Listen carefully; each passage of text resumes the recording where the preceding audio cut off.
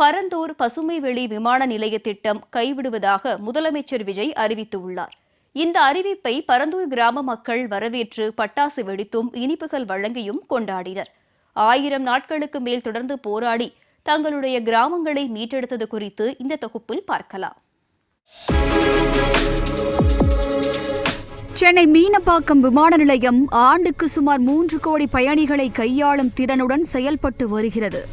சென்னை மாநகரின் வளர்ச்சி மற்றும் எதிர்கால பயணிகள் சரக்கு போக்குவரத்து தேவைகளை கருத்தில் கொண்டு புதிய விமான நிலையம் அமைக்க முடிவெடுக்கப்பட்டது.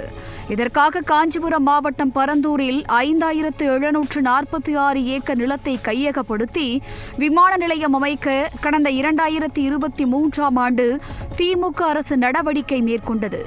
ஏகனாபுரம், நெல்வாய், நாகப்பட்டு, தண்டலம் உள்ளிட்ட 13 கிராமங்களிலிருந்து நிலம் கையகப்படுத்த திட்டமிடப்பட்டது.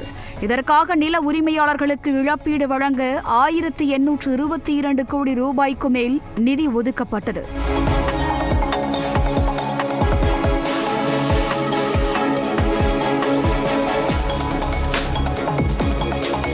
பரந்தூர் விமான நிலையம் திட்டத்திற்கு எதிர்ப்பு தெரிவித்து ஏகனாபுரம் உள்ளிட்ட கிராம மக்கள் தொடர் போராட்டங்களில் ஈடுபட்டனர்.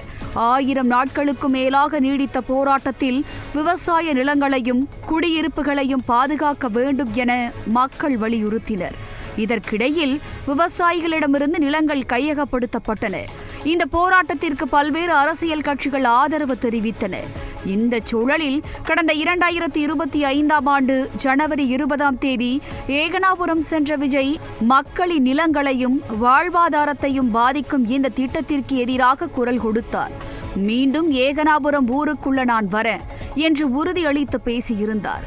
காஞ்சிபுரம் மாவட்டம் பரந்தூரில் 1000க்கும் மேற்பட்ட ஏக்கர் பரப்பளவில் 13 நீர்நிலைகளை அழிச்சு சென்னையை நிரந்தரமாக வெள்ளக்காடாக்கும் இத்திட்டத்தை ஒன்றிய மாநில அரசுகள் கைவிட வேண்டும்னு வலியுறுத்தின. ஏர்போர்ட்டே வரக்கூடாதுன்னு நான் சொல்லல, இந்த இடத்துல வரக்கூடாதுன்னு நான் சொல்றேன்.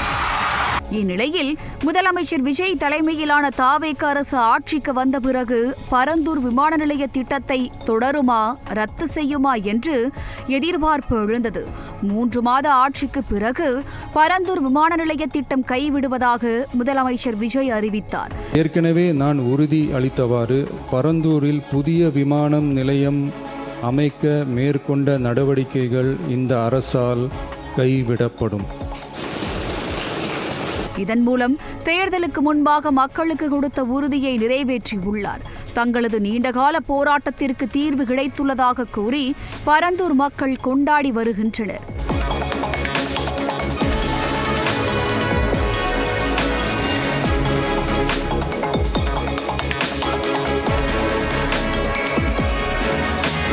நாங்கள் ராவம் போனோமா சாப்பிடாதோ கொள்ளாதோ எவ்வளோ தண்ணி குழந்தைங்க குட்டிங்களாம் எங்கே போய் நாங்கள் ஆடல் பார்த்து எங்கள் வீட்டு பிள்ளை விஜய் வந்து எங்கள் வீட்டு பிள்ளை அவர் போய் ஜெயிச்சு வந்துட்டார். வந்து விடுகாலம் அவருக்கு விடுகாலம் வந்து எங்கள் ஊருக்கும் விடுகாலம் வந்து நன்றி நன்றி நன்றி. அவ்வளோதான்.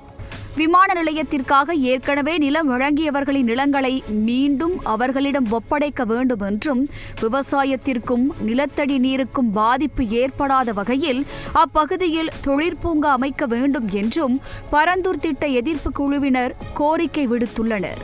4 பங்குல 1 பங்கு நீர்நிலை முழுமையாக நீர்நிலை இங்கே விமான நிலையம் அமைச்சா மிகப்பெரிய ஆபத்து. தமிழ்நாட்டுக்கே வந்து இது சேதாரம் தான் ஏற்படும்.